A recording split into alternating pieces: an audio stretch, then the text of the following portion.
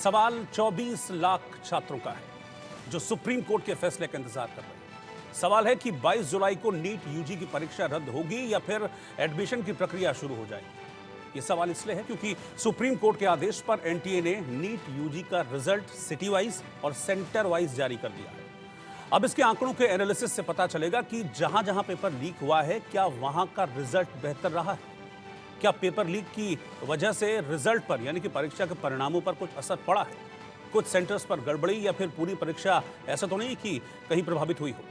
इसे लेकर देश की सबसे बड़ी अदालत ने अब सोमवार को सुनवाई होगी, यानी कि 22 जुलाई को इस पर सुनवाई होगी। साथ ही बिहार पुलिस की जांच पड़ताल में क्या कुछ सामने आया है, इसका भी पता 22 जुलाई को ही चलेगा। हालांकि इस बीच नीट पेपर लीक की जांच की आंच तेज हो गई है। सीबीआई ने पटना एम्स से 4 मेडिकल स्टूडेंट्स और रांची रिम्स से एक छात्रा को गिरफ्तार किया है, जिनसे पूछताछ में कई बड़े खुलासे भी हुए हैं। पेपर लीक के पूरे गिरोह का पता चला है कि कैसे पेपर लीक हुआ, कैसे इसको सॉल्व कराया। परत दर परत एक एक हकीकत खुलकर सामने आती जा रही है। लेकिन अब सवाल है कि पेपर लीक का दायरा कितना बड़ा है। सुप्रीम कोर्ट भी यही देखना चाहता है। और क्या पेपर लीक के सबूत मिलने के बाद ये नीट यूजी की परीक्षा रद्द होगी? आज इसी मुद्दे पर हम डिबेट नहीं करेंगे, हम डिस्कशन करेंगे आज इस मुद्दे पर। इस दौरान कई खास मेहमान भी हमारे साथ जुड़े होंगे। लेकिन मैं आपको बता दूं कि सुप्रीम कोर्ट ने अपने पिछले आदेश में यह कहा था कि शनिवार दोपहर 12 बजे तक सिटी वाइज और सेंटर वाइज रिजल्ट्स लग जाने चाहिए, एनटीए की वेबसाइट्स पर अपलोड हो जाने चाहिए।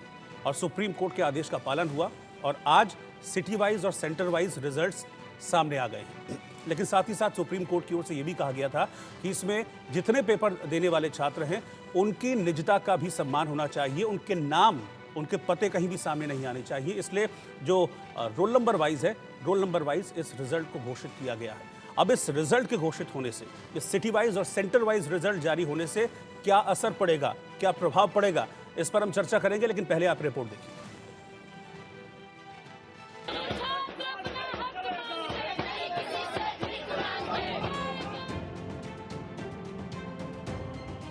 नीट पर मचे बवाल और उठ रहे सवालों के बीच देश की सबसे बड़ी अदालत के आदेश पर एनटीए ने नीट यूजी का रिजल्ट सिटी और सेंटर वाइज जारी कर दिया है। रिजल्ट में कैंडिडेट्स की पहचान जाहिर नहीं की गई है, लेकिन रिजल्ट जारी होने के बाद आंकड़ों से कई तस्वीरें साफ होंगी। सेंटर वाइज रिजल्ट से पता चलेगा कि जिन जगहों से पेपर लीक की खबरें सामने आई, क्या वहां का रिजल्ट बाकी जगहों से बेहतर है? क्या पेपर लीक की वजह से खास जगहों पर ही रिजल्ट में असर पड़ा है या नीट यूजी की पूरी परीक्षा प्रभावित हुई है? अब 22 जुलाई को सुप्रीम कोर्ट में सुनवाई होगी तो याचिकाकर्ता रिजल्ट का एनालिसिस कर अपनी शिकायत रखेंगे। साथ ही पटना पुलिस भी अपनी जांच रिपोर्ट सुप्रीम कोर्ट में दाखिल करेगी। कि जो मेजर पेपर लीकेज है that was done at Patna. तो पटना का जो इन्वेस्टिगेशन करी है पटना पुलिस ने, इनिशियल रिपोर्ट, इनिशियल इन्वेस्टिगेशन जो है वो बड़ा इंपॉर्टेंट पार्ट रखती है। सो इनिशियल इन्वेस्टिगेशन को रिपोर्ट कॉल की है, इनिशियल रिपोर्ट की Patna police. NEET paper leak जांच की शुरुआत पटना से हुई थी और इसका दायरा 7 राज्यों तक पहुंच चुका है। 7 राज्यों से 47 आरोपियों को गिरफ्तार किया गया है, जिसमें 5 मेडिकल स्टूडेंट्स भी हैं। सीबीआई पूरे मामले की छानबीन कर रही है और जांच की आंच मेडिकल स्टूडेंट्स तक भी पहुंच चुकी है। पटना एम्स से 4 छात्रों को सीबीआई ने लंबी पूछताछ के बाद गिरफ्तार किया था। वहीं रांची रिम्स में भी एक छात्रा को गिरफ्तार किया गया है।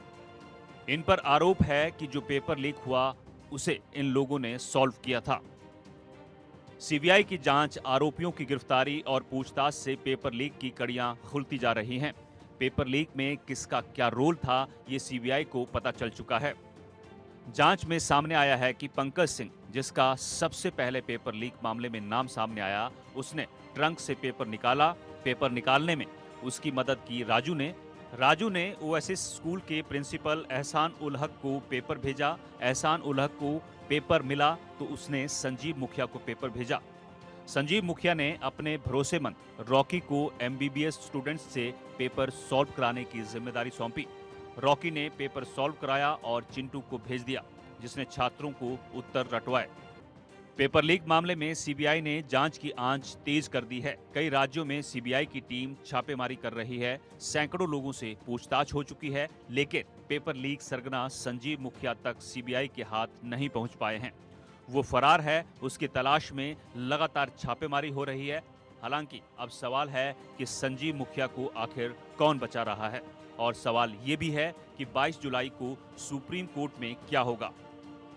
Bureau report, India news.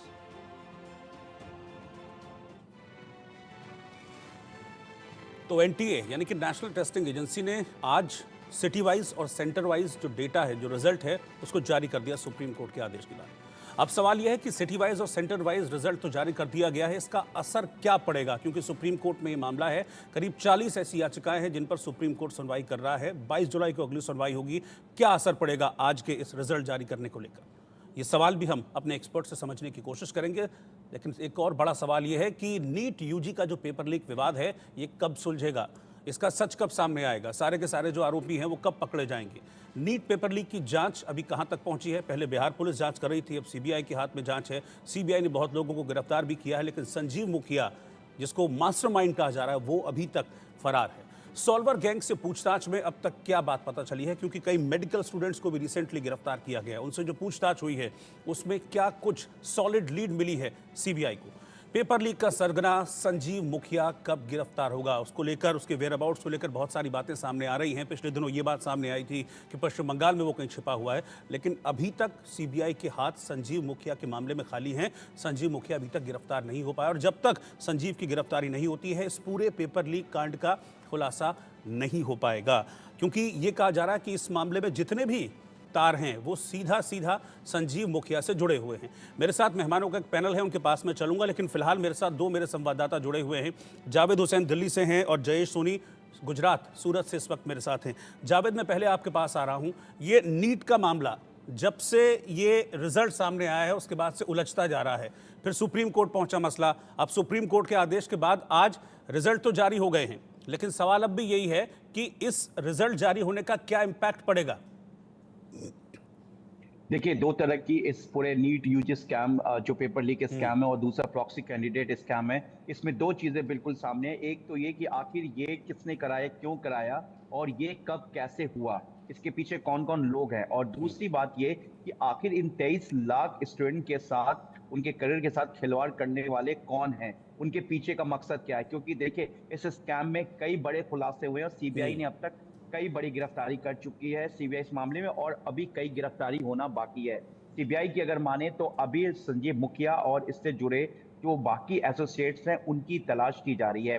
कुछ लोकेशंस ऐसे ट्रेस हुए हैं जहां पर सीबीआई को शुरुआत में लग रहा था कि संजीव मुखिया यहां पर हो सकता है, क्योंकि सीबीआई अपनी तरफ से कोई भी इन्वेस्टिगेशन में कड़ी नहीं छोड़ना चाह रही है। सीबीआई ने एक एक इन्वेस्टिगेशन को जब कोर्ट में सबमिट करना था, जब सुप्रीम कोर्ट की तरफ से सीबीआई से रिपोर्ट जो इन्वेस्टिगेशन को लेके मांगा गया, क्योंकि जब एनटीए और सरकार ने हल्फनामा दिया था, एनटीए ने अपना जवाब दिया था एग्जाम को लेकर, तो सीबीआई ने भी अपने इन्वेस्टिगेशन को पूरी तरीके से कंपाइल करके कोर्ट में सबमिट किया। उसमें बताया सीबीआई ने कि किस तरीके से जांच उनकी चल रही है। देखिए, ये पूरा एक जो नेक्सस है, इसमें कई जगह पे पेपर के बदले जमीन भी लिया गया है, जो अभी तक के जांच में सामने आया है। सीबीआई ने 13 लोगों को पटना हाई कोर्ट के आदेश पर उन्होंने जो है 13 लोगों को रिमांड पे लिया, उनसे पूछताछ की, उससे भी कई खुलासे हुए। उसके अलावा रॉकी के अलावा बंटी, अमन, जो रॉकी के एसोसिएट्स हैं, फिर पंकज, आशुतोष, मनीष प्रकाश, सुरेंद्र, राजू, रंजीत, सनी, सुरभि, ऐसे कई कड़ी है जो इस केस को अब जोड़ता चला जा रहा है। इसमें ओसिस के जो प्रिंसिपल है एहसानुल हक, उसके बाद वाइस प्रिंसिपल जो इम्तियाज, जो कि उस वक्त एग्जाम के कोऑर्डिनेटर थे, सेंटर्स जहां पर ये पढ़ा था उस स्कूल के सेंटर्स के ये कोऑर्डिनेटर भी थे और इंचार्ज भी थे। इसके अलावा एक जमालुद्दीन, उसके अलावा और भी कई नेक्सस हैं। सीबीआई अपने तरफ से पूरी कोशिश कर रही है कि इस पूरे जो एक नेक्सस है इसको तोड़ा जा सके। अब संजीव मुखिया के बाद ही साफ हो पाएगा कि आखिर संजीव मुखिया इसकी आखिरी कड़ी है या इसके पीछे कोई और इसके पीछे की कड़ी। क्योंकि देखिए, इसमें रेस्टोरेंट रखा गया इस पूरे सेंटर्स को कोऑर्डिनेट करने के लिए, बच्चों को हायर किया गया, मेडिकल के स्टूडेंट्स को जो कि सॉल्वर गैंग के तौर पर उन्होंने काम किया, कईयों को ऑनलाइन क्वेश्चन भेजा गया तो कईयों को फिजिकली जाया गया। लेकिन देखिए इसमें सबसे बड़ी बात यह है कि कल जो सुरभीर जिसको सीबीआई ने 3 दिन के रिमांड पर लिया है, वो ओएसिस स्कूल में हजारीबाग के उस सेंटर पे मौजूद थी। जिस तरीके से शुरुआत में जो है जमालुद्दीन लगातार, एहसानुल हक जो है वो लगातार कहानी बना रहे थे इस पूरे पेपर को लेकर कि बीप की आवाज नहीं हुई, जो लॉक है, लेकिन जो एक लॉक एक होता सवाल है है पेपर जावेद, का, एक सवाल, होता है, वो क्योंकि नहीं बार खुला, बार उसके जब भी लिए जिक्र होता है, आपने इतने सारे नाम लिए लेकिन सारे के सारे नाम घूमकर एक ही आदमी पे आकर टिकते हैं, संजीव मुखिया, क्योंकि ये कहा जा रहा है कि इस पूरे नीट पेपर लीक का वो किंग पिन है और जितने लोग गिरफ्तार हुए हैं वो कहीं ना कहीं डायरेक्टली संजीव मुखिया से जुड़ते हैं। लेकिन संजीव मुखिया की जो माँ है, जो कि एक रिटायर्ड नर्स हैं, वो बड़ी कॉन्फिडेंट दिखती हैं। वो ये कहती हैं कि संजीव का कुछ नहीं होगा और सफेद पोस्ट जो उसके पीछे हैं वो बचा लेंगे। यानी कि इस मामले में बहुत बड़े लोगों की इन्वॉल्वमेंट है पीछे। वो नाम तो नहीं बताती हैं लेकिन कहती है कि मंत्री लगातार सपोर्ट कर रहा है संजीव का। कहीं ऐसा तो नहीं कि जानबूझकर ये सब कुछ किया जा रहा है ताकि बड़े लोगों का नाम सामने ना आए? देखिए ये एक तरीके से जब कोई बड़ा स्कैम होता है और जब इस तरीके की चीजें सामने आती है तो हर कोई जो इसका नाम सामने आता है इस पूरे नेक्सस में, जैसे संजीव मुखिया का नाम आ रहा है, और संजीव मुखिया का नेक्सस आप इस बात से अंदाजा लगा सकते हैं रोहित की, देखिए सीबीआई ने भी और यूयू ने भी अपने जांच में कहा था कि संजीव मुखिया का जो नेक्सस है पेपर नीट स्कैम के अलावा भी कई और ऐसे स्टेट लेवल के जो एग्जाम हुए हैं, जो स्टेट लेवल कंडक्ट करा था, उसमें इसके कई ऐसे लोग हैं जो बाई फ्लाइट जाके दूसरे स्टेट में उन्होंने पेपर को लॉक को खोला है। इसके अलावा कोलकाता, वेस्ट बंगाल में एक एग्जाम को लेकर, स्टेट एग्जाम को लेकर, जहां पे क्वेश्चन पेपर प्रिंट हो रहा था, वो उस प्रिंटिंग प्रेस तक पहुंच गया। मतलब आप अंदाजा लगे। और एक चीज मैं और कहना चाहूंगा आपसे, इस पूरे पॉइंट है जो सबसे अहम है, उसी से सवाल ये उठता है जो सबसे अहम है कि देखिए नीट का जो क्वेश्चंस पेपर या किसी भी एग्जाम्स का स्टेट लेवल हो या सेंट्रल जिस एग्जाम को कंडक्ट करा रही हो, सेंट्रल से जुड़ा हुआ कोई भी ऑर्गेनाइजेशन, तो उसमें कोई भी पेपर्स को बड़े सिक्योरिटी से लाया जाता है। एक गाड़ी रांची से हजारीबाग तक आती है और वो ड्राइवर साफ मना कर देता है कि मैं हजारीबाग एसबीआई तक नहीं जाऊंगा, और वो एक ब्लू डार्ट कंपनी पे रुक जाता है। आखिर इतने बड़े एग्जाम का पेपर को इतने लापरवाही से कैसे भेजा गया? तो इसके पीछे जो बैंक के कुछ स्टाफ्स हैं, कुछ एनटीए के जो अधिकारी हैं, वो भी इस वक्त सीबीआई के रडार पे हैं, क्योंकि एक ड्राइवर मना नहीं कर सकता है। गाड़ी को बगैर जो नेटवर्किंग की गाड़ी थी वो बगैर जीपीएस के भेजा गया। और जो ईओयू ने शुरुआत में ही जो उनकी इन्वेस्टिगेशन है, जिसको सीबीआई ने बाद में टेक ओवर किया, उसने साफ ईओयू ने बताया कि जो टैंपरिंग हुई है वो रांची से हजारीबाग के बीच हुई है। इसका मतलब वो जो ड्राइवर है वो ड्राइवर भी कहीं ना कहीं और उसके पीछे जो नेक्सस है, क्योंकि देखिए बहुत बड़ी लापरवाही है कि आप क्वेश्चन पेपर बगैर जीपीएस के और बगैर सिक्योरिटी के आप भेज रहे हैं। उसके बाद में जिस तरीके से ट्रंक में टैंपरिंग किया गया, और आप बताइए कि पंकज नाम का एक शख्स, आखिर जिसका कोई प्रोफाइल नहीं, वो कैसे पेपर चोरी कर लेगा इस बीच में? जब तक अमूमन अगर एक एजेंसीज के इन्वेस्टिगेशन के एंगल से अगर देखिए कि अगर कोई बहुत ही सिक्योरिटी कोड के साथ कोई पेपर आ रहा है तो अचानक कैसे कोई निकाल लेगा? कोई सिंपल ऐसा नहीं है कि सूटकेस खोला और चीजें पेपर निकाल दिया। बेहद एक सिक्योरिटी कोड होता है, बीप की आवाज होती है जब क्वेश्चन पेपर ओपन होता है सेंटर के वक्त। तो ऐसे में पंकज, राजू और सुरेंद्र नाम के शख्स पेपर को चोरी कर लेते हैं। उसके बाद जो ओसिस स्कूल के प्रिंसिपल है वो एग्जाम वाले दिन कहानी बनाते हैं ईओयू के सामने, उसके बाद सीबीआई के सामने कि सेंटर पे लॉक नहीं खुला, फिर हमने हेक्सा ब्लेड से ट्रंक को खोला, उसके बाद पेपर को निकालने के लिए फिर जो सिक्योरिटी लॉक होता है उसके बारे में फिर हमने एनटीए के कई अधिकारियों बिल्कुल, मैं जयेश के पास भी चलूंगा। जयेश सोनी इस वक्त मेरे साथ हैं, गुजरात से, सूरत से मेरे साथ जुड़े हुए हैं। जयेश, गुजरात में भी बहुत सारे ऐसे सेंटर्स रहे जहां पर नीट का पेपर लीक होने की बात सामने आई। गोधरा का भी एक सेंटर था जो कि बहुत ज़्यादा चर्चाओं में रहा था, बल्कि वहाँ तो ये भी कहा गया था कि स्टूडेंट्स को ये कहा गया था कि जितने आंसर पता है ठीक है, वरना तरुण नाम का एक शख्स है वो बाकी का पेपर आपका भर देगा। अब ये रिजल्ट जारी हो गया है, इसके बाद ऐसे सेंटर्स जहाँ पर इस तरह की गड़बड़ी हुई है, ये पता लग पाएगा कि किस पैमाने पर गड़बड़ी हुई है वहाँ पर।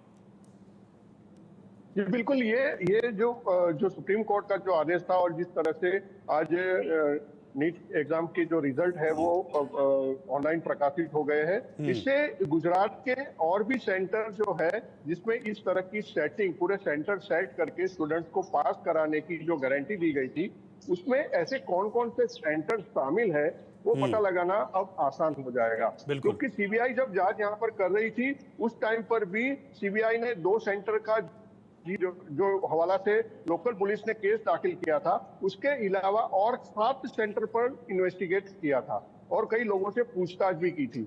लेकिन हो सकता है कि उस दौरान के जो सारे सबूत है वो मिटा दिए गए हो और सीबीआई के हाथ में ऐसे कोई इनपुट्स न आए हो जिससे कि सीबीआई आगे की कोई कार्रवाई कर पाए। लेकिन अब जब सारे सेंटर वाइज रिजल्ट घोषित किया गया है तो अब पता लगाना आसान हो जाएगा सीबीआई के लिए भी, और ठीक जो एक्सपर्ट है वो भी इस मामले को जो है ठीक ज्यादा है, इसको हम एक्सपर्ट डीप से अपने समझेंगे। मेरे साथ पूरा एक्सपर्ट्स का पैनल है। मेरे साथ जो नीट के एस्पिरेंट हैं, अभ्यर्थी हैं, वो भी मेरे साथ हैं। मैं उनके पास चलूंगा। आप दोनों का शुक्रिया, जयेश और जावेद, साथ में जुड़ने के लिए। अब जो मेरा पैनल है जिनसे मैं डिस्कशन करने वाला हूं, उनको मैं इंट्रोड्यूस कर रहा हूं। मेरे साथ कपिल गुप्ता जी हैं जो कि CEO हैं नीट प्रेप के। संजय सहाय जी हैं, फॉर्मर IPS अफसर हैं, वो इस वक्त साथ में हैं। अश्विनी दुबे जी बहुत सीनियर लॉयर हैं सुप्रीम कोर्ट के, वो इस वक्त साथ में हैं। ज्योति अरोड़ा डायरेक्टर हैं गगन ज्योति एजुकेशन की, वो भी साथ में हैं। और काजल कुमारी जो कि नीट एस्पिरेंट हैं, अभ्यर्थी हैं, वो भी साथ में। आप सभी का बहुत बहुत स्वागत है। लेकिन संजय जी, सबसे पहले मैं आपके पास आ रहा हूं। सीबीआई इस मामले की जांच कर रही है और सुप्रीम कोर्ट का ये आदेश कि आप सारा का सारा जो डेटा है, जो पेपर्स, जो रिजल्ट है, उसको आप अपलोड कीजिए, ये किस तरीके से अब जांच एजेंसी जो हमारी सीबीआई है उसको हेल्प कर पाएगा इसको क्रैक करने में? देखिए, अभी तक जो सीबीआई का इन्वेस्टिगेशन हुआ है उसके हिसाब से ये पटना तक सीमित नहीं है और 7 और स्टेट्स में इसके बारे में इन्वेस्टिगेशन हुआ है। सुप्रीम कोर्ट के डायरेक्टिव के अनुसार मंडे तक उनको जो है EOW का और जो भी स्टेटस रिपोर्ट है वो मिल जाना चाहिए। अब ये कितना लीक हुआ है, कैसे लीक हुआ है, काफी कुछ पब्लिक डोमेन में आ गया है। उस लीक से, उस लोकेशन से, वहां का जो लोकल सेंटर है वो इम्पैक्ट हुआ, कितना इम्पैक्ट हुआ, ये मार्क से बता पाना बहुत मुश्किल है। क्या पैरामीटर्स रहे हैं जिसके हिसाब से आप बोलेंगे कि यहाँ लीक हुआ या नहीं हुआ? अभी मैं कहीं देख रहा था सीकर के बारे में, तो सीकर के बारे में तो काफी कुछ रिसर्च हो चुका है और 392, 303, 304, 340 और 345 ये 4-5 सेंटर्स के बारे में ये बता रहे हैं कि वहां करीब करीब 1/5, 1/4 स्टूडेंट्स को 650 से ज्यादा मार्क्स मिला है। तो उस तरीके से अगर आप देखना शुरू करेंगे तो ये जहां लीक हुआ वहीं उसका कंजम्पशन हुआ, ये भी जरूरी नहीं है। और ये सब कुछ ऑफलाइन हुआ ये भी मानना बहुत ही मुश्किल है, क्योंकि ऑनलाइन के जमाने में कहीं से कुछ भी ट्रांसमिट हो सकता है। बिल्कुल। तो पहला है कि सुप्रीम कोर्ट किस आधार पे ये मानेगा कि लीक हुआ, दैट इज इम्पोर्टेंट। दूसरा है कि वो लीक से आप मार्क्स कैसे कनेक्ट करेंगे, जो कि बहुत ही मुश्किल है। लीक से आप मार्क्स कनेक्ट करेंगे और आप कनेक्ट करेंगे उस लोकेशन का, क्योंकि ये डायरेक्टिव के पीछे लोकेशन और लीक का कनेक्शन बनाना, मतलब सेंटर और जहां लीक हुआ उसका कनेक्शन बनाना, वो एक मेन मुद्दा रहा है। तीसरा है कि जो इन्वेस्टिगेशन का फाइनल रिपोर्ट आएगा मंडे तक का, जो सुप्रीम कोर्ट में जमा किया जाएगा, उसके आधार पे अगर उन्हें ये लगता है कि लीक जो है नॉन लोकलाइज, मतलब मास स्केल पे हुआ है। मैं एक चीज और बताना चाहूंगा कि अगर लीक हुआ है और वो 2 जगह, 3 जगह, 5 जगह हुआ है और रिजल्ट्स कहीं और भी एबनॉर्मल आ रहे हैं, तो आप कैसे प्रिज्यूम करेंगे कि वहां भी लीक हुआ या वहां भी चीटिंग हुआ?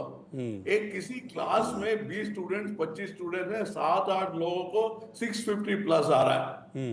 तो जो पैरामीटर्स है जिसके बेसिस पे डिसाइड किया जा सकता है कि लीक हुआ कि नहीं हुआ, वो खुद ही बड़ा क्लियर नहीं है। और जब इस डिसीजन पे पहुंचेंगे तो कुल मिला के 2 ही रहेगा लीगल व्यूज। एक प्रूव करेगा इसी डेटा के बेसिस पे कि लीक बिल्कुल, हुआ, मैं आपसे यही समझना चाह रहा हूँ। मैं आपसे यही समझना चाह रहा हूँ कि इस डेटा से ये क्लैरिटी मिल जाएगी कि रिजल्ट क्या है। फिर उस रिजल्ट को जहां जहां लीक हुआ है उससे मैच किया जाएगा कि हाँ, यहाँ पर लीक हुआ है, इसका रिजल्ट अच्छा है या नहीं। लेकिन क्या ये पूरी तरह से व्यवहारिक होगा? नहीं, ये व्यवहारिक नहीं होगा। ये कर पाना बहुत मुश्किल है। कहीं और से लीक होके कहीं और कंज्यूम किया जा सकता है। एक ही जगह से लीक होके 5 तरह के सेंटर्स में लोग जा सकते हैं। ये भी हो सकता है कि कोटा सीकर के जैसे जगह में वहां जो है बिना लीक का भी एक्सेप्शनल रिजल्ट आ सकता है। और कुल मिला के 186%, 186% इन्फ्लेशन जो है मार्क्स का / रैंक का हुआ इस साल। ये क्यों हुआ ये कोई बताने को तैयार नहीं है। तो कोई भी व्यवहारिक तरीके से इसका डायरेक्ट कनेक्शन जो सुप्रीम कोर्ट चाहता है वो कनेक्शन बन पाएगा नहीं बन पाएगा ये कहना बहुत मुश्किल है। जो एक्सपर्ट्स इसमें लगे हुए हैं कोचिंग और जिनका अपना इंटरेस्ट है, स्टेक होल्डर्स हैं जो इस लिटिगेशन में लगे हुए हैं, उनको भी क्लियर कट बताना मुश्किल है। तो लीगल काउंसिल दोनों तरफ से प्रूव करेंगे, एक प्रूव करेगा कि लीक हुआ, एक प्रूव करेगा कि लीक नहीं हुआ। बड़े ही कंक्लूसिव तरीके से ये प्रूव करना बहुत मुश्किल है कि लीक हुआ कि नहीं हुआ। ठीक है, मतलब इसको मुझे लगता है अश्विनी दुबे जी से मुझे या- समझना या चाहिए, व्यापक- क्योंकि बहुत सीनियर व्यापक लॉयर भी पैमाने हैं। पे हुआ। अश्विनी जी बहुत सीनियर लॉयर भी हैं। अश्विनी जी, 40 के करीब याचिकाएं हैं जिनको कंसोलिडेट करके सुप्रीम कोर्ट सुनवाई कर रहा है और उसके बाद ही ये आदेश सुप्रीम कोर्ट ने दिया था। लेकिन इसके बाद जो याचिकाकर्ता हैं, जो ये मांग कर रहे हैं कि रद्द होना चाहिए, नीट पेपर दोबारा से होना चाहिए, उनके इस याचिका को कितना बल मिलेगा? क्योंकि वो लगातार यही मांग कर रहे हैं कि इसको रद्द होना चाहिए, इसमें घोटाला हुआ है। अब कितने बड़े पैमाने पर हुआ है वो सुप्रीम कोर्ट जज करना चाह रहा है ये इस आदेश के बाद कि ये पेपर जो रिजल्ट है वो पब्लिक कर दिया जाए। ये कितना हेल्प करेगा कोर्ट में? देखिए, सुप्रीम कोर्ट अगर ये एसर्टेन कर लेता है कि व्यापक पैमाने पर पेपर लीक हुआ था और इसका दायरा बड़ा था और सिस्टमेटिकली इसको किया गया था और उससे मैक्सिमम मेजॉरिटी स्टूडेंट्स जो है बेनिफिट हुए, तो निश्चित तौर पर ये कैंसिलेशन की बात आएगी। परंतु ऐसा लगता है कि कुछ थाउजेंड्स या कुछ हंड्रेड्स का ही इसमें ग्रीवेंस है और किस सेंटर पे कितना ज्यादा, इसलिए सुप्रीम कोर्ट ने कहा कि हमें सेंटर वाइज भी डिटेल्स चाहिए होंगी और सीबीआई की इन्वेस्टिगेशन में स्टेटस रिपोर्ट इसलिए चाहिए होगा कि सुप्रीम कोर्ट इंश्योर करे कि देश के किस किस हिस्से में कौन कौन से पार्ट पर इसका लिंक है, प्रॉक्सिमेट लिंक है और कहां से एक्यूज की अरेस्ट हो रही है। एक बात को बड़ी सुप्रीम कोर्ट ने खास तौर से संजीदगी से लिया कि क्वेश्चन पेपर के जो ट्रांसपोर्टेशन में समझौता हुआ, 6 दिनों तक क्वेश्चन पेपर एक प्राइवेट कुरियर कंपनी के पास रहे। हजारीबाग में ई रिक्शा में ट्रांसपोर्ट किए गए, बैंक ले जाने के बजाय उसके स्कूल ले जाया गया। उसकी तस्वीरें भी जिसकी मौजूद हैं, तो हजारीबाग के उस प्रिंसिपल के जो एनटीए का हिस्सा और कोऑर्डिनेटर, उनको उनके ऊपर भी एक्शन है। तो सवाल ये है कि कितने छात्रों ने अपना एग्जाम सेंटर बदला, कितने छात्रों ने करेक्शन विंडो का इस्तेमाल किया। छात्र शहर बदल सकते हैं, कोई भी उम्मीदवार केंद्र नहीं, जो सेंटर का चयन अलॉटमेंट सिस्टम द्वारा किया जाता है। तो सुप्रीम कोर्ट को यह देखना है जो सेंटर का एलोकेशन है वो परीक्षा से 2 दिन पहले होता है, तो किसी भी स्टूडेंट को कितना सेलेक्टिवली, कितना फ्रीक्वेंटली उसने क्वेश्चन पेपर उसको मिला। ये हालांकि निश्चित तौर पर यह है कि अब चूंकि ऑनलाइन जमाना है तो कभी भी आ सकता है, क्वेश्चन पेपर आ सकता है, परंतु अगर ये सिर्फ बिहार तक ही सीमित है, गुजरात के कुछ हिस्सों में है, उड़ीसा कुछ हिस्सों में, और अगर मैक्सिमम स्टूडेंट्स का इससे ग्रीवेंस नहीं, तो निश्चित तौर पर देखिए इसको इतना बड़ा एग्जाम कंडक्ट करवाना आसान नहीं है। इतना बड़ा एग्जाम कैंसिल करने के बाद उसके जो बाद में मोडालिटीज होंगी वो बड़ी मुश्किल होती हैं। तो एक तो सुप्रीम कोर्ट का 22 तारीख को जो फैसला आएगा उस पर होगा। दूसरी बात यह है कि अगर मान लीजिए ऐसा लगता है जैसे एनटीए बहुत सारी चीजों को डिनाई कर रही है, क्योंकि जब इंटरनल लिंक की बात आ रही थी क्या एनटीए इसका पार्ट एंड पार्सल है, तो वहां पर कोई अभी ऐसा कॉन्क्रीट एविडेंस नहीं मिला है। तो अगर ये हुआ तो उस मामले में फिर सुप्रीम कोर्ट निश्चित तौर पर आगे गो अहेड कर सकती। अभी तक के हिसाब से चूंकि काउंसलिंग ऑनरेबल सुप्रीम कोर्ट ने नहीं रोका है, जो 24 जुलाई से शुरू हो रही है, तो यही समझ में आ रहा है कि काउंसलिंग होगी। और लेकिन जो भी लोग अग्रीव्ड हैं इस मामले में, उनके लिए सुप्रीम कोर्ट कुछ न कुछ अरेंजमेंट कर सकता है आर्टिकल 142 का इस्तेमाल करते हुए टू डू कंप्लीट जस्टिस। जी ठीक है, कपिल गुप्ता जी के पास में चल रहा हूं, सीईओ हैं नीट प्रेप के। कपिल जी, क्या ये आदेश और जब इसको मिलान किया जाएगा, क्या ये एक जो नेक्सस चल रहा है, मैं सारे इंस्टीट्यूट्स की बात नहीं कर रहा हूं, लेकिन कुछ इंस्टीट्यूट्स हैं जो कि इस तरीके से सॉल्वर गैंग के साथ नेक्सस चलाते हैं और फिर बच्चों को पेपर में पास करवाते हैं या उनको पेपर उपलब्ध कराते हैं, उस नेक्सस पे भी ये चोट करेगा, उसको पहचानने में मदद करेगा? देखिए, बताना मुश्किल है, बट हम लोगों ने जो डेटा एनालाइज किया है उससे दिखाई दे रहा है कुछ कुछ, बट जरूरी नहीं है कि उसी वजह से हो। तो टॉप 53 सेंटर जो है वहां से 26,000 बच्चों में से करीब 7,000 बच्चों के 600 के ऊपर है, तो ये एवरेज करीब 26% होता है, जबकि नेशनल एवरेज 3% है। 3% वर्सेस 26%, इसमें extraordinary number of centre seekers हैं। बट बात वही है, मतलब क्या ये कंक्लूसिव एविडेंस है, is this a smoking gun, कहना मुश्किल है। यही वाली चीज से यदि आपने हियरिंग देखा हो जो सुप्रीम कोर्ट का पहले, they were clearly grappling with the fact कि हमें एक गवर्नमेंट एजेंसी को इन्वेस्टिगेट एक गवर्नमेंट एजेंसी कर रही है और उसके बारे में डेटा आईआईटी मद्रास ने दिया, वो भी एक तरह से गवर्नमेंट एजेंसी है। उस जगह पे जाके चीफ जस्टिस ने बोला कि आप डेटा डाल दीजिए, let people analyse it independently, क्योंकि जो जांच हो रही है उसमें लोगों को कॉन्फिडेंस नहीं है। At least they have the opportunity to go through the data and figure out कि इसमें कुछ अजीब सा तो नहीं है। तो इस डेटा को देख के लग रहा है कुछ अजीब है, बट इतना कुछ ऐसा अजीब नहीं दिखाई दे रहा कि मंडे को जब सुप्रीम कोर्ट साथ में मिलेगा तो पिछली वाली हियरिंग से ऐसा लग रहा था सुप्रीम कोर्ट की तरफ ये है कि इंडिविजुअल केसेस हैं, आइसोलेटेड केसेस हैं, रीनीट जस्टिफाइड नहीं है। अभी भी ऐसा नहीं लगता कि ये चीज सिग्निफिकेंटली चेंज होगी, पर डेटा फैसिनेटिंग है।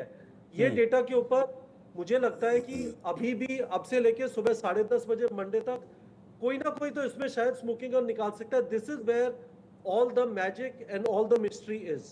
नहीं, आप खुद एक इंस्टीट्यूट चला रहे हैं, आप ये बताइए कि आपको क्या लगता है, ये रिजल्ट ऐसे ही रहने चाहिए या परीक्षा रद्द होनी चाहिए जैसा कि स्टूडेंट्स मांग कर रहे हैं? क्योंकि जगह जगह हमने देखा प्रोटेस्ट हुए थे, वो कह रहे हैं दोबारा होना चाहिए इस एग्जामिनेशन को।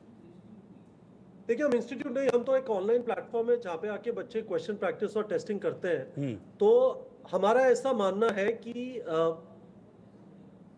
कुछ शायद हुआ है। अब वो कुछ क्या है, बड़ा है छोटा है, that is the problem which supreme court has also struggled with. वो कितना है, कहाँ पे है, आज की दुनिया में ऐसा लगता है कि एक जगह पे पेपर है और यदि कोई पेपर से पैसे कमा रहा है तो ऑनलाइन के थ्रू, एक टेलीग्राम, एक व्हाट्सएप के थ्रू मनी का इधर से उधर ट्रांजैक्शन होना बहुत आसान है और पेपर का एक जगह से दूसरी जगह पहुंचना बहुत आसान है। पर ये सब कयास है टिल द टाइम इसका सॉलिड एविडेंस एग्जिस्ट करे। उस दिन सुप्रीम कोर्ट के अंदर जो पिटिशनर के लॉयर्स थे उन्होंने कहा टेलीग्राम पे एक वीडियो है, पर वो वीडियो की ऑथेंटिसिटी स्टैब्लिश नहीं हो पाई है। तो that is the challenge right now which everyone is struggling with, कि लगता है कुछ गड़बड़ है पर बिना एविडेंस के सिर्फ स्पेकुलेशन पे लग रहा है, उसके बेसिस पे डिसीजन कैसे लिया जाए। यू कैन क्लियरली सी जजेस are also struggling with that only. Jyoti Arora ji, आपको क्या लग रहा है, किस तरीके से हेल्प करेगा, और आपको क्या लगता है कि जो रद्द करने की मांग है छात्रों की, क्योंकि जो मैक्सिमम याचिकाएं हैं उसमें यही मांग की गई कि इसको रद्द कर दिया जाए, ऐसा होना चाहिए? जी नमस्कार। सबसे पहले तो मैं ये कहना चाहूंगी, डेफिनेटली सभी स्टूडेंट्स की मांग है कि एग्जाम को दोबारा से करवाना चाहिए, रीनीट होना चाहिए, क्योंकि कहीं ना कहीं इतने सारे सबूत सामने आ रहे हैं जिससे कि ये तो क्लियर हो रहा है, जिसमें एनटीए भी ये बात मानता है कि यहाँ पेपर लीक हुआ और सुप्रीम कोर्ट भी इस बात से एग्री कर रही है। तो सर लीक तो हुआ है, ये तो तय है। अब कितने बड़े पैमाने पे हुआ, कितने छोटे पैमाने पे हुआ, ये सर लीक तो लीक है ना। अब उसका फायदा चाहे चंद लोगों ने लिया है या ज्यादा लोगों ने लिया, कहीं ना कहीं डिजर्विंग कैंडिडेट तो हटा ना वहां से। सारी लड़ाई जो है रैंक की है। पूरे इंडिया में 55,000 सीटें हैं। चलिए इस बार कुछ नए कॉलेज इंट्रोड्यूस हुए, मैं कहती हूँ 60,000 सीटें हैं। स्टार्टिंग के 60,000 बच्चों का रैंक उठा के देख लीजिए ना सर। कहीं ना कहीं नॉन डिजर्विंग कैंडिडेट को एडजस्ट किया गया है, लोगों ने उस चीज का फायदा उठाया है। और जो बच्चे इतने सालों से तैयारी कर रहे हैं, कड़ी मेहनत के बाद में, जब वो आज अपनी मेहनत से तीसरे अटेम्प्ट में, चौथे अटेम्प्ट में जब वो 630, 640 नंबर लेकर आते हैं तो उनका रैंक चला जाता है 50,000, 60,000, 70,000, जो कि असंभव हो जाता है बच्चों के लिए एक सरकारी कॉलेज लेना। तो सर चीटिंग तो चीटिंग है। खून की सजा तो सर, सजा तो सजावे, खून करो या 7 खून करो। आप कहो जी बड़े पैमाने पर हुआ है तो ही इस चीज को रीनीट होगा, छोटे पैमाने पे हुआ है तो इसको हट जाएगा। एग्री करती हूँ कि रीनीट करवाना इतना इजी टास्क नहीं है और ऑल अराउंड जुलाई एंड चल रहा है, तो रीनीट होना इतना इजी भी नहीं है सरकार के लिए, एनटीए के लिए, कि रीनीट की घोषणा की जाए। लेकिन एटलीस्ट जो स्टार्टिंग के 1 लाख कैंडिडेट है उनके ऊपर काम किया जाए कि ये बच्चा बेसिकली कैलिबर कैंडिडेट है भी या नहीं भी है। नॉन कैलिबर कैंडिडेट 12th में फेल हैं और नीट में टॉप कर रहे हैं, कैसे संभव है? बाद वाले जो कैंडिडेट्स होते हैं, जो हाई रैंक वाले कैंडिडेट्स हैं, 2 लाख, 2.5 लाख, 3 लाख, दे नोस कि हमें प्राइवेट कॉलेज मिलेगा और हमको प्राइवेट कॉलेज में इतने लाख की फीस देके ही एडमिशन संभव है। मेन लड़ाई जो होती है वो सरकारी सीट की लड़ाई है। ठीक है, संजय जी कुछ कहना चाह रहे हैं। संजय जी आप अपनी बात कह दीजिए, फिर मैं काजल के पास चलूंगा। नहीं, मैं ये कहना चाहता हूँ कि जो ये क्लेम किया जा रहा है कि 24 लाख लोग बच्चों का एग्जामिनेशन जो है बहुत डिफिकल्ट टास्क है, ये तो रेगुलरली इस तरीके के एग्जाम्स हो रहे हैं। एनटीए को बनाया ही है इसी पर्पस के लिए। अगर उसको 15 दिन 20 दिन महीने में अगर वो नहीं कर सकते हैं तो there is a big question mark on NTA. और दूसरा ये कि कैपेबिलिटी उनके पास है, and whether we should live with stigma और we should live without stigma. क्योंकि अगर आप ये पुश कर देंगे ये एग्जाम, लेकिन ये कलंक तो लगा रह जाएगा। आप बोल रहे हैं कि जैसे प्रूव नहीं हो रहा है, डिसप्रूव भी तो नहीं हो रहा है, तो चॉइस क्या है हमारे पास? बिल्कुल ठीक, आप ठीक कह रहे हैं। नॉन डिजर्विंग कैंडिडेट्स पहुंचे, उससे अच्छा है कि हाँ इसको दोबारा से आयोजित कराया जाए परीक्षा को, जैसा कि जो एस्पिरेंट्स हैं वो डिमांड कर रहे हैं। मैं आपके पास आऊँगा, ज्योति जी काजल के पास चल रहा हूँ। काजल खुद नीट एस्पिरेंट है और मुझे लगता है कि इनसे ज़्यादा जो दर्द है शायद वो कोई भी नहीं समझ पा रहा होगा। काजल, आप लोग क्या चाह रहे हैं, और जो सुप्रीम कोर्ट ने ये रिजल्ट जारी करने के लिए कहा है, इसके बाद किस तरीके से आपको लगता है कि आपके लिए पॉजिटिव जाएगा? सर, सबसे पहले तो जो सब बोल रहे हैं कि लीक नहीं हुआ है, कोई लिमिटेड जगह पे हुआ है, ये तो रिजल्ट देख के ही पता चल रहा है कि लीक हुआ है, वो भी बड़े स्केल पे हुआ है। अब हमसे प्रूफ मांगा जा रहा है तो स्टूडेंट कहाँ से प्रूफ लाएगा? सबसे बड़ी बात तो ये है कि हमारे पास तो कोई ऐसी बॉडी नहीं है जो जिसे हम बोले कि आप हमें ये प्रूफ ला के ये चेकिंग करके दीजिए कि वहाँ पे ये मिल सकता है आपको। तो हमें जो करना है वो हमें खुद करना है। और उससे भी बड़ी बात, चाइना से हमारी बनती नहीं है, पर हमें उससे सीखना चाहिए कि वहाँ पे एक भी पेपर लीक का केस नहीं होता, जबकि वहाँ पे हमारे से ज्यादा स्टूडेंट पेपर देते हैं। इस साल जो हुआ, पर आने वाले टाइम में भी हमें सेफ्टी मेजर लेने चाहिए। और इस साल रीनीट इसलिए कराना चाहिए क्योंकि ऐसे स्टूडेंट्स अगर चले जाएंगे तो अभी जैसे एम्स पटना, एम्स रांची, जोधपुर से स्टूडेंट्स पकड़े गए जो सॉल्वर गैंग में, ये स्टूडेंट क्या करेंगे? इलाज तो कर नहीं पाएंगे, नहीं तो सिर्फ डिग्री खरीद के दीवार पे लगानी है कि हम यहाँ से डॉक्टर बन के आए हैं, ये भी तो फिर वैसे ही काम करेंगे। और इससे हेल्थ सिस्टम इंडिया का कितना खराब हो जाएगा, आप ये सोचिए। अगर आप बोल रहे हैं कि लीक, एक तो हमारे पास कोई वैसा एविडेंस नहीं क्योंकि हम कलेक्ट कर नहीं सकते, पर जिस स्टूडेंट ने 24 लाख बच्चों ने पेपर दिया है वो बोल रहा है क्योंकि उस स्टूडेंट को पता है, उसके टीचर को पता है, उसके पेरेंट्स को पता है कि लीक हुआ है पेपर। अगर नहीं हुआ है तो वो ऐसे रिजल्ट जो अगर मेरा रिजल्ट देख ले, मेरी 15,000 रैंक आनी चाहिए थी पर 56,000 आई है। इसमें MBBS तो दूर, मुझे BDS में भी एडमिशन नहीं मिलेगा। और यहाँ पे जो टॉप 1.5 लाख बच्चों की बात हो रही है, कई स्टेट्स में ये भी है कि रिजर्वेशन कोटा भी हो जाता है और स्टेट डोमिसाइल लगा के कट ऑफ कम चली जाती है, उन बच्चों को भी प्रॉब्लम है। तो हमें हर एंगल से देखना पड़ेगा। बिल्कुल। और जो ये रिजल्ट सेंटर वाइज निकला है, इसका जो अभी हमारी तरफ से जो ग्रुप जो हमारी काउंसिल की हेल्प कर रही होंगी, कर ही रही है, तभी तो लॉयर्स इतना क्वेश्चन पूछ पा रहे हैं, डेटा दे पा रहे हैं। तो उम्मीद है कि वो जो अभी रिजल्ट निकला है उससे कुछ ना कुछ हेल्प होगा। आप यही चाहते हैं कि री एग्जाम हो? यस सर, चाहते हैं। और हमें सुप्रीम कोर्ट से, CJI सर से पूरी उम्मीद है। जो अंधा कानून आप लोगों ने फिल्म देखी होगी अमिताभ बच्चन जी, रजनीकांत की, वो इमेजिनरी फिल्म है, पर उस कहानी को हकीकत नहीं बदलने देंगे सुप्रीम कोर्ट के जजेस, हमें पूरी उम्मीद है। अश्विनी दुबे जी, ये तय करना कि जो लीक है वो छोटे स्तर पे हुआ या एक बड़े स्तर पे हुआ, क्या इतना आसान होगा इस रिजल्ट को जारी किए जाने के बाद भी? नहीं, देखिए, ऑनरेबल सुप्रीम कोर्ट ने री एग्जाम को लेकर के अपना बड़ा क्लियर जो उन्होंने ओरली दिया है कि इसलिए दोबारा परीक्षा का आदेश नहीं दिया जा सकता क्योंकि छात्र दोबारा परीक्षा देना चाहते हैं। दोबारा परीक्षा का आदेश तभी दिया जाएगा जब उसकी फेयरनेस से, उसकी पवित्रता से समझौता हो गया हो।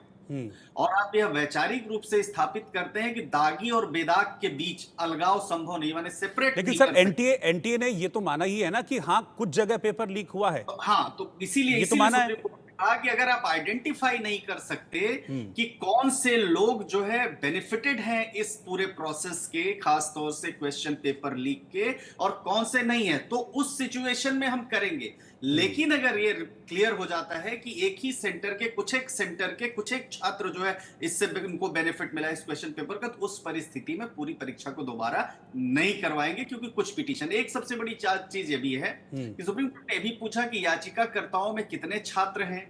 फिर एनटीए ने कहा कि 1,08,000 के दायरे में न आने वाले 131 छात्र दोबारा परीक्षा देना चाहते हैं, जबकि 1,08,000 के दायरे में आने वाले 254 छात्र दोबारा परीक्षा का विरोध कर रहे हैं। तो कुछ उसमें से कोर्ट के सामने भी हैं, कुछ सरकारी सीटें भी चाहते हैं। तो उस मामले में सबसे कम अंक पाने वाले जो छात्र सुप्रीम कोर्ट में याचिका करते हैं उनके मार्क्स कितने हैं? अगर आप मान लीजिए 164 अंक लाते तो आप पास हो जाते हैं, लेकिन एडमिशन सीट कैसे? ये सारे प्रॉक्सिमेट क्वेश्चंस, ये सारे क्वेश्चंस हैं। और लेकिन सर फिर मेरा सवाल फिर वही आता है कि कोई लिमिटेड टाइम तो है नहीं जांच का। जांच तो पता नहीं कितने लंबे टाइम तक चलती रहेगी, फिर कैसे होगा? देखिए, अभी इसीलिए काउंसलिंग नहीं रुकी है। अगर ऐसा लगता है ऑनरेबल सुप्रीम कोर्ट, तो बड़ी ही सीजन्ड बेंच है, अगर उनको लगता है कि एनटीए में व्यापक पैमाने पर धांधली हुई है तो निश्चित तौर पर री एग्जामिनेशन का थॉट होगा। लेकिन अगर वो सेलेक्टिवली कुछ जगहों का आइडेंटिफाई कर लेते हैं और वो जो सर रिपोर्ट आ रही है, ईओडब्ल्यू की अलग रिपोर्ट आ रही है, सीबीआई की अपनी इन्वेस्टिगेशन कर रही है, क्योंकि नेशनल लेवल पर वो सीबीआई की इन्वेस्टिगेशन रिपोर्ट आ जाती है और ऐसा आ जाता है कि पूरे देश भर में कई जगहों पर ऐसे क्वेश्चन पेपर पहुंचे, तो निश्चित तौर पर जांच जो है तो इसमें री एग्जामिनेशन बनता है। ठीक है, मैं आपके पास आ रहा हूं सर। एक मिनट, संजय जी से मुझे पूछना है कि सर इस तरह की जांच में फिर कोई टाइम फ्रेम तो सेट होता नहीं है?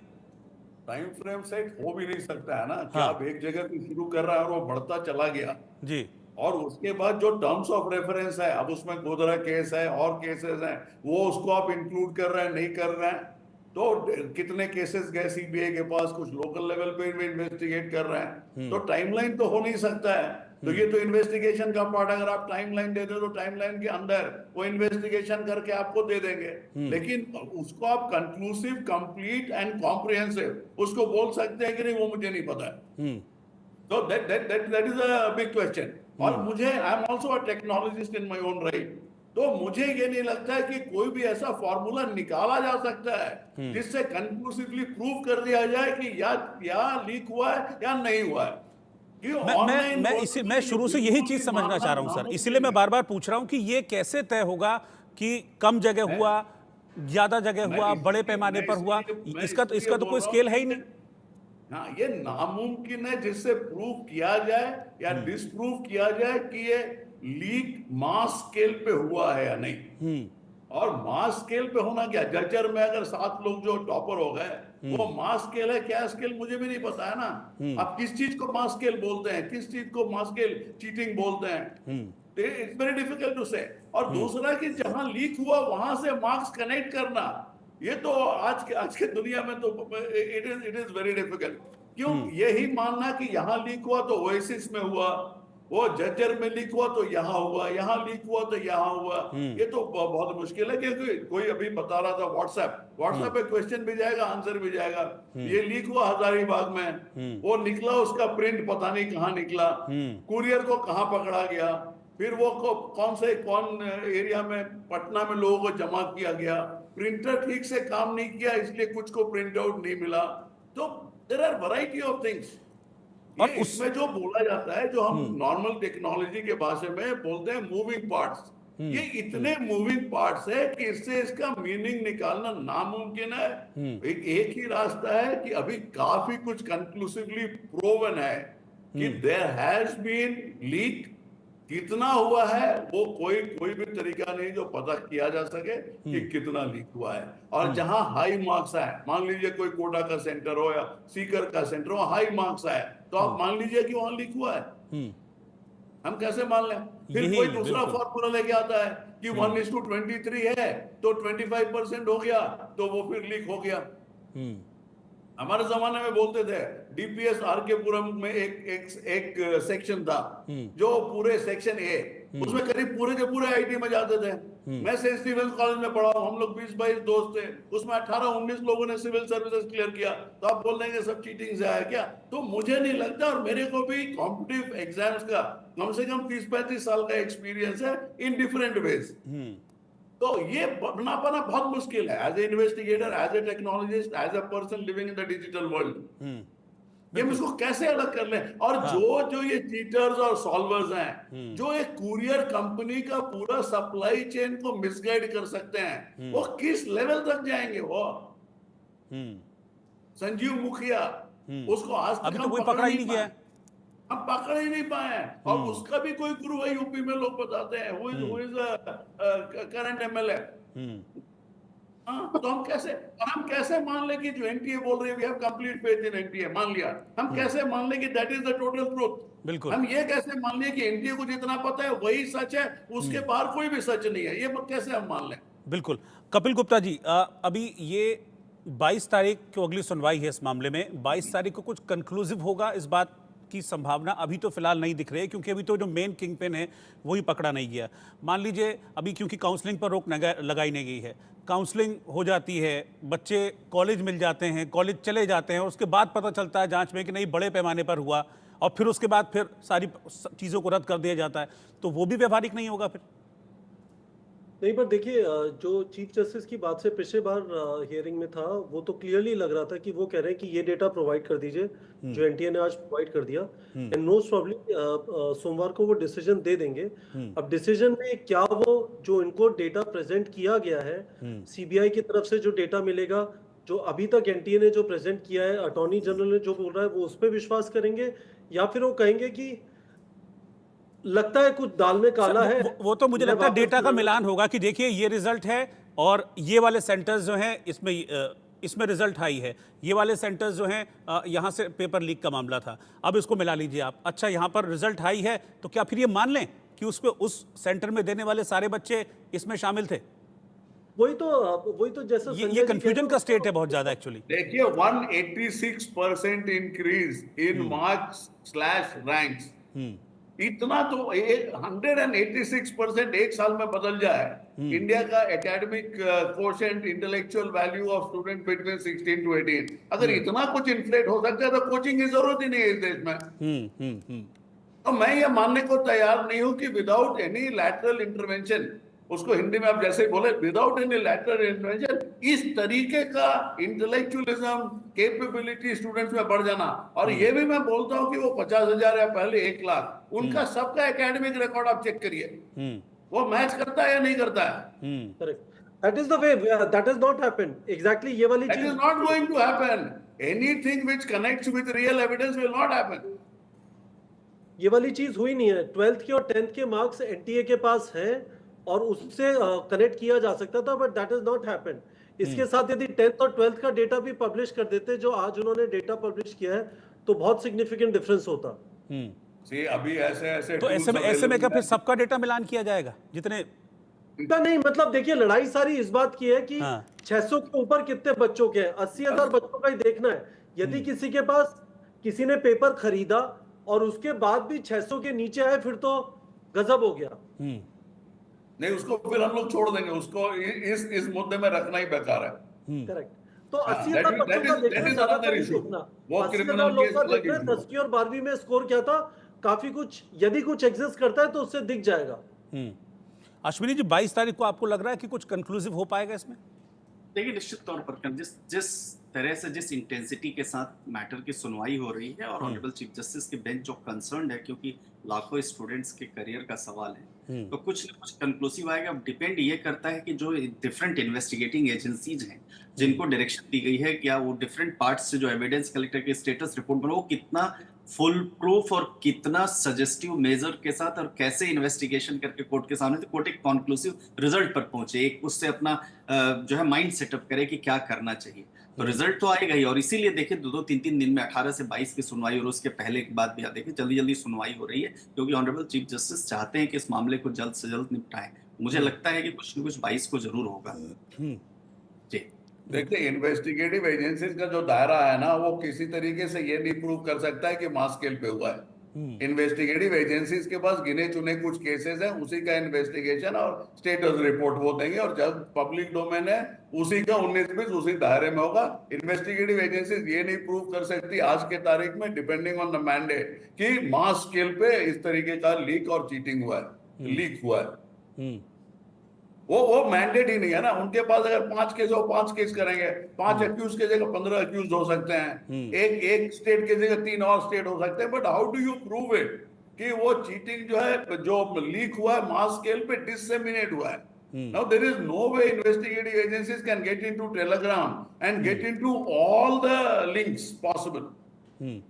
देखिए, एक चीज मैं आप बार बार बोलते हैं, सरकार में बोलता हूँ, सरकार के बाहर निकलने के बाद भी बोलता हूँ कि आज का जो दुनिया है ना, डिजिटल वर्ल्ड है, तो उसका बैक एंड कैसे चलता है, ये गवर्नेंस में भी समझना जरूरी है, इन्वेस्टिगेशन में भी समझना जरूरी है, और केस के एडजुडिकेशन में भी समझना जरूरी है। क्योंकि पीछे जो पूरा जो हमारा वर्किंग है ना वो कंप्लीट ट्रांसफॉर्म हो गया है। वो क्रिमिनल सीख गए, they are the first adopters of technology. और हर जगह एनटीए ये सोचे कि हम एंटी पार्टी हैं स्टूडेंट्स, एनटीए का भी वही काम है जो कि ये प्रूव कर सके इस कंट्री को कि हम एक फेयर एग्जाम किए, अगर उसमें गलतियां हो गई है तो हम उसको कैंसिल करके हम री एग्जाम किए एंड द री एग्जाम इज परफेक्ट। तो ये पूरा वॉश आउट हो जाएगा अगर हम इसी को लेके 6 महीने के बाद 2-4 और केसेस आ गए हैं। There are lots of recruitment, कई जगह ऐसे रिक्रूटमेंट होते हैं 7 साल 8 साल के बाद फिर वो लोग आते हैं नौकरी में। तो आपको क्या लग रहा है संजय सर, आप बहुत केसेस हुए हैं। हाँ, आपको इसमें इस वक्त क्या लगता है कि what is the best possible वे कि जो नीट एस्पिरेंट्स हैं उनके साथ इनजस्टिस ना हो? What will be the best possible way? I don't think there is any way out but for a reading. वो एस्पिरेंट्स के लिए भी, कंट्री के लिए भी, एनटीए के लिए भी, फेयरनेस के लिए भी, इम्पार्शियलिटी के लिए भी, और ये प्रूव कर देने के लिए कि जहां अगर हुआ, थोड़ा सा भी हुआ तो हम खत्म, वो स्टोरी खत्म हम करेंगे। और 24 लाख का एग्जाम अगर सालों साल लेते हैं, ये कोई ऐसा चीज नहीं है जो नहीं हो सकता है। कपिल जी, आपको क्या लगता है इसमें? देखिए, मुझे लगता है कि मैं ऐसे स्टूडेंट्स को जानता हूँ who would be extremely disappointed, जिनका अच्छा स्कोर आ रहा है और उनसे वापस एग्जाम लिखवाना एक लेवल पे उस चीज को ऑनर नहीं करता कि उन्होंने ऑनेस्टली मेहनत की। बट दाल में काला डेफिनेटली है और एग्जाम की सैंक्टिटी मेंटेन करना, एग्जाम की सैंक्टिटी वापस स्टैब्लिश करना इज ऑफ पैरामाउंट इंपॉर्टेंस। हमारा कंट्री एक यंग कंट्री है, 24 लाख लोगों ने एग्जाम लिखा 60,000 सीटों के लिए। एक बार भी बच्चों को ये लगने लग गया कि फिजिक्स, केमिस्ट्री, बायोलॉजी के अलावा और कुछ भी साधन चाहिए सिलेक्शन के लिए और इस पे विश्वास उठ गया एग्जाम के ऊपर, तो अराजकता हो जाएगी बिल्कुल। तो सैंक्टिटी तो एग्जाम की एस्टैब्लिश होना जरूरी है, अभी एग्जाम की सैंक्टिटी गायब हो गई है। See, NTA has to establish its credibility. I think that is the most important thing after providing justice to the 24 lakh students. It is in the interest of NTA that they establish their credibility. Ashwini ji, जो court में चल रहा है वो अलग है, जो supreme court का डिसीजन होगा वो ऑब्वियस सी बात है, सब मान्य होगा, सबको मान्य होगा। और जैसा कि आप कह रहे हैं कि 22 तारीख माइट भी कंक्लूसिव हो सकती है, लेकिन आप इसको कैसे देखते हैं? मतलब इसमें क्या होना चाहिए? जो छात्रों की मांग है कि रीनीट हो। देखिए, बहुत ही रीनीट की मांग करने वाले मेजॉरिटी स्टूडेंट्स नहीं है।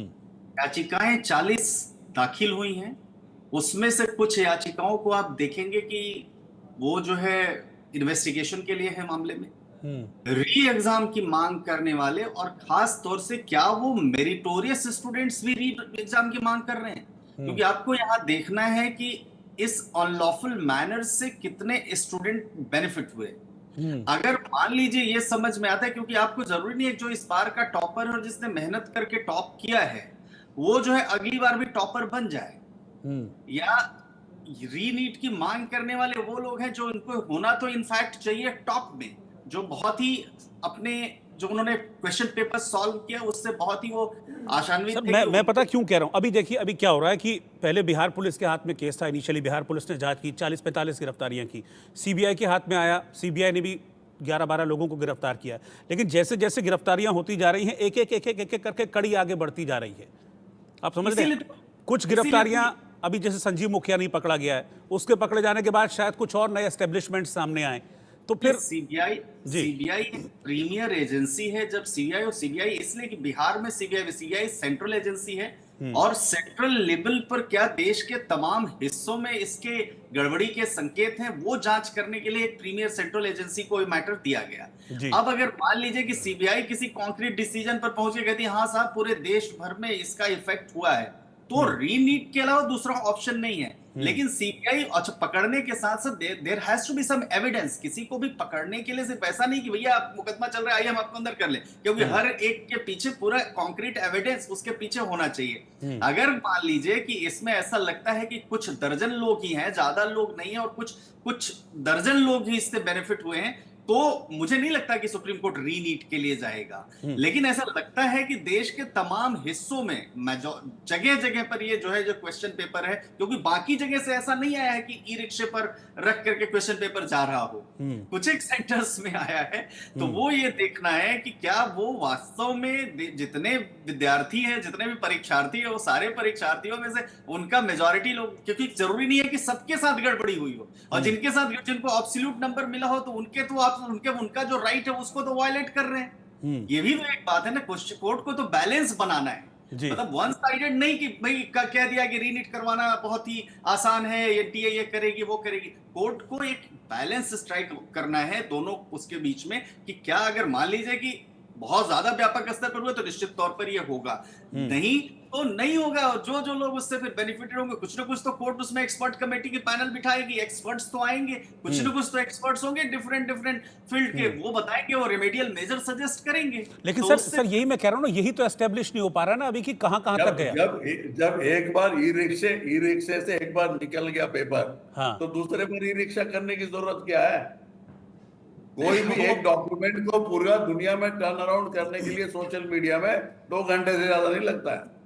वो बिल्कुल ठीक है, ये बात वो याचिकाकर्ता की तरफ से आपकी ये प्लीडिंग बिल्कुल सही है, बिल्कुल भी सही है। लेकिन यहाँ पर आपको ये देखना पड़ेगा कि कोर्ट को बैलेंस बनाना है, और कोर्ट को जब बैलेंस बनाना है तो कोर्ट ये जरूर देखेगी कि क्या वो जो ई रिक्शा से पेपर निकला तो क्या वो वहां भी पहुंच गया, सिक्किम में भी पहुंच गया, क्या वो मणिपुर में भी पहुंच गया, क्या वो केरल में भी पहुंच गया उस सेंटर पर, ये भी इसको देखना भी जरूरी है। तो यही बात तो सामने, इसी के लिए तो इन्वेस्टिगेशन की बात हुई है, इसीलिए तो कोर्ट इसकी जांच करवा रहा है डिफरेंट एक्सपर्ट से। देखिए, जुडिशियल पैरामीटर्स में क्रेडिबिलिटी नहीं आता है, और ह्यूमन पैरामीटर में क्रेडिबिलिटी ही आता है और कुछ नहीं आता है। और अगर मेरे विचार पे छोड़ दिया जाए तो एनटीए तो ये कोर्ट और ये सब को मुद्दा आना ही नहीं चाहिए था, वो पहले ही उसको कैंसिल करके रीनीट करना चाहिए था। और जब बिहार का वो इकोनॉमिक इन्वेस्टिगेशन यूनिट जो भी है, उन्होंने तो 5-6 तारीख जब भी उन्होंने लिखा एनटीए को ना कि आप ये मेरे को प्रोवाइड कीजिए, और जब उनको पता था केस है, केस इन्वेस्टिगेशन चल रहा है, still the results were declared 10 days in advance.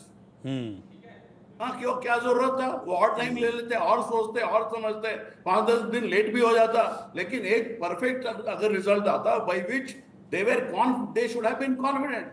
और रेड हेरिंग्स बोलते हैं, रेड हेरिंग्स तो दिख ही रहा है ना।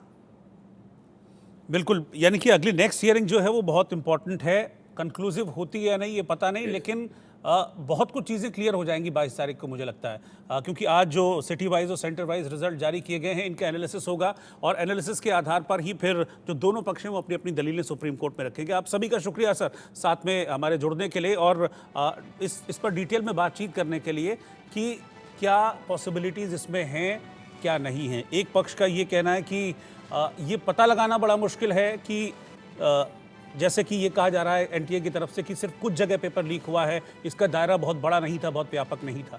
लेकिन दूसरे पक्ष का ये कहना है कि इस चीज़ को एस्टेब्लिश कैसे किया जाएगा कि एक बार जब पेपर लीक हो गया, जब पेपर निकल गया तो वो कहाँ तक पहुँचा है, इसको कैसे एस्टेब्लिश किया जाए और कैसे ना एस्टेब्लिश किया जाए, इसको लेकर भी सवाल खड़े हो रहे हैं। 22 तारीख को क्या होता है सुप्रीम कोर्ट में, ये देखना बहुत इंपॉर्टेंट होगा, क्योंकि एक पक्ष यानी कि जो स्टूडेंट्स हैं बहुत सारी याचिकाएं लगाकर ये मांग कर रहे हैं कि इसको रद्द हो, री एग्जामिन किया जाए, लेकिन दूसरी तरफ ये कहा जा रहा है कि नहीं, दोबारा परीक्षा की ज़रूरत नहीं है।